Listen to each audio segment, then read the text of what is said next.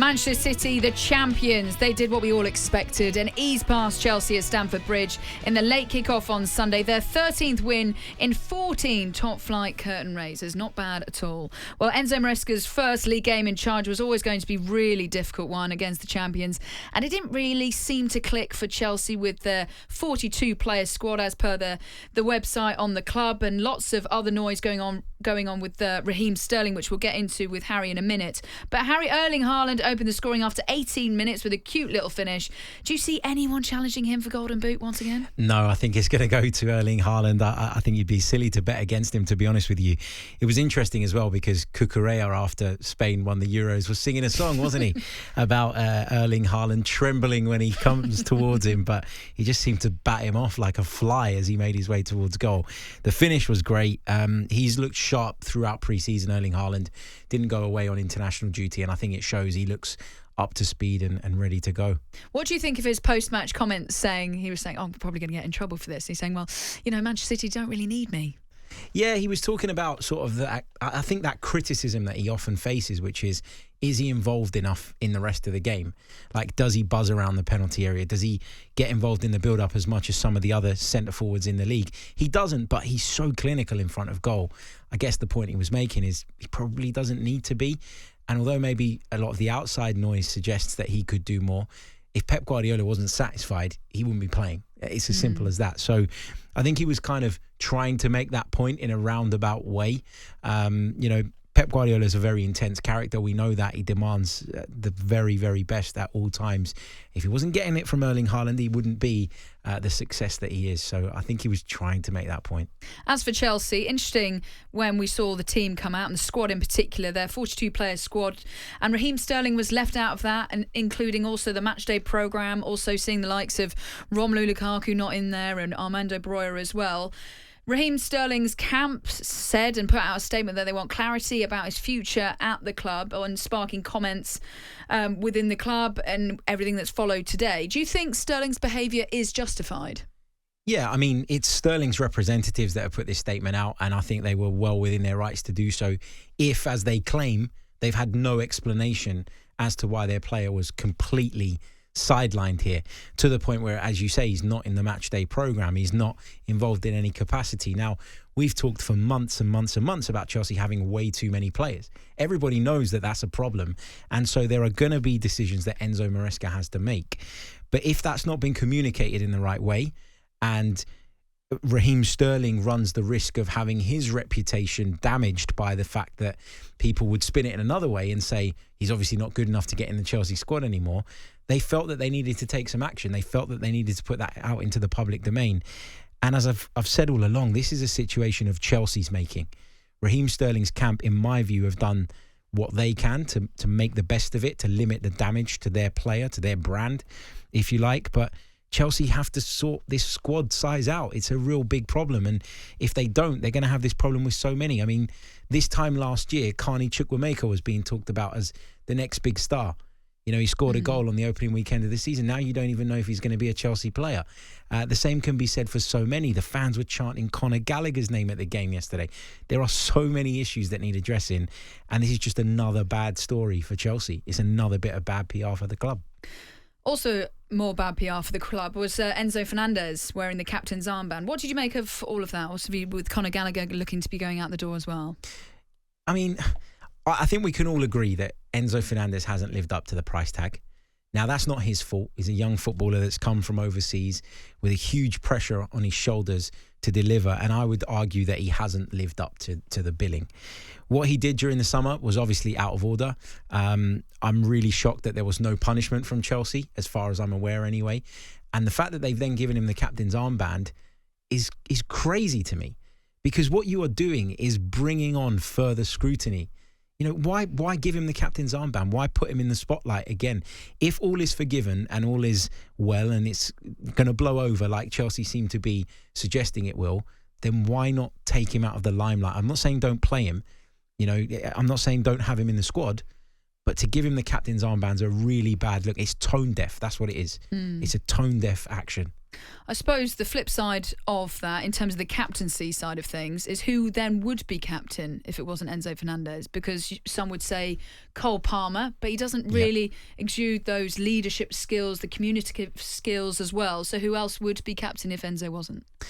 It's difficult for me to sit and say it should be X player or Y player. I mean, the experienced players like Raheem Sterling have not even been included in the squad. So to be honest with you, I don't know. But I do know that I wouldn't have given it to someone who was going to bring on this kind of scrutiny. It just doesn't make sense. It's a bad move from a PR perspective. And if you're Chelsea Football Club, surely you recognise that there are enough of those stories going around about you as a football club, the way you're running things, the way you're operating. You don't need it. You just don't need it.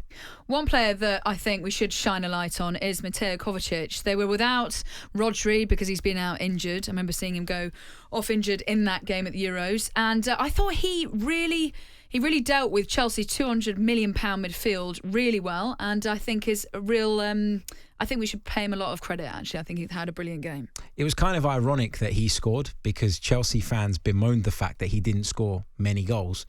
And now he's joined another club at a higher level and he's scoring goals against the club that accused him of not scoring enough goals. It's amazing the way these things go full cycle. He was great, but I think the entire midfield deserves credit. For Manchester City yesterday, they were without Rodri, who's the linchpin of that midfield normally, who gives them that bit of bite in the middle of the park. And they managed to cope against that £250 million midfield that you mentioned, with Bernardo Silva playing really deep and being excellent, with Kevin De Bruyne not quite at his best, I would argue, even still. But, you know, he's so great on the ball, but it's off it, isn't it, that you thought that maybe Enzo Fernandez, Caicedo and Lavia could really cause them problems, and they just didn't. And that's because City is so dominant in possession. Technically, their level is so incredibly high that they're just on another planet. And, you have to give them credit. And that's why they're still the favourites to win the Premier League and should be. And you can totally see why Pep Guardiola was so happy in his post-match after, saying, such a privilege to manage this team. And I'm like, I'm not surprised because they're so good. And also they got off to a winning start, cruised past Chelsea. Chelsea on the flip side, who are having their own problems at the moment. Messy situation regarding transfers, Conor Gallagher. We were talking about Enzo Fernandez, and now what is going to happen with Raheem Sterling. Let's move on to Brentford 2-1. Crystal Palace, Brian Mbeumo and Wissa on the score sheet for Brentford, weren't they? Seeing off a Palace side. So given what's happening with Toney, that's going to be a big miss, do you think? Yeah, I think it will be a miss because, you look at the resources that Brentford have and you don't really feel that even if the money came in, they'd have the sort of the ability to attract one of the very best to come in and replace him. Toney's been on a great journey with Brentford and, he's been a big player for them. I think Thomas Frank will be encouraged by the fact, though, that it was Mbeumo and Wissa that got the goals yesterday. They've stepped up. They've shown that Brentford can do it without Toney, which is key. It's really, really important. I worry for Brentford a little bit this season. I know they won yesterday, but I worry for them a little bit just in terms of their ability to compete because of the lack of depth that they have in certain areas. They've got a few injuries at the minute, which isn't helping either.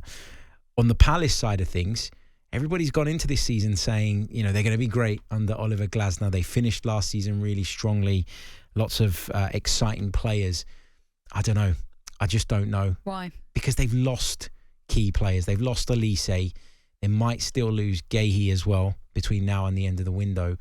And knowing what we know about Palace and their reluctance to invest in recent seasons, we've had the fans protesting about it for quite some time. I was only at the game last season against Arsenal where they had Steve Parish out banners. So is there a confidence and a belief that all of that money is going to be reinvested? If it's not, between now and the end of the window, I don't know that Oliver Glasner's got the squad to sustain the level that maybe some people are expecting now. Talking about reinvesting numbers in the squad, in terms of if Toney does go to the Saudi Pro League, numbers being floated around of 100 million to the Saudis. It would be interesting to see how Brentford would reinvest that, and they probably could get a couple of players just for one. So actually maybe it is a deal worth doing. Yeah, I think for Brentford, they have to move him on. I don't see how they could possibly keep him now. Even if he was to have a change of heart and say, give me a contract, I'll stay, I would still move him on if I was Brentford because, they've obviously put a lot into Toney throughout the last few years. They need to get some kind of reward for that, in my opinion. They deserve some kind of reward for bringing him up through the leagues and seeing him develop as well, but also catering for their own needs at the same time. But he's just been so vocal, Katie, over the years about the fact that he wants to move on to bigger and better things, to the point where it's been disrespectful, in my view. And if I were Brentford, I'd be wanting to move that type of character out of the football club. It means turning over a new leaf. It means taking a risk and a gamble in terms of who you go out there and get to replace him. But I just think that journey, that partnership between Brentford and Ivan Toney, it's come to its end. And one thing we've got to speak about with this game that Brentford won 2-1 against Crystal Palace was Palace's Eberechi had to say stunning free kick, and then it just being ruled out by the referee just too early. I mean, I know they're trying to crack down on players and fouls in the box, but you just felt for Eze because it was such a good goal. I actually felt for the referee a bit as well. Okay. Because I think it's quite instinctive as a referee that when you see a foul, you blow the whistle. And I don't think he could have imagined in his wildest dreams when Eze was running up to that ball that was going to happen.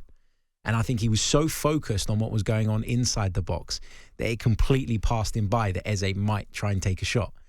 And so it's a mistake, it's an error. And I think that what you have to do as a referee is let the situation develop just that second or two further before you make your decision. Take that time. We always talk about the very best referees sometimes pausing to think about something before they give a decision one way or the other. Frustrates the hell out of fans, but it's the best way to referee.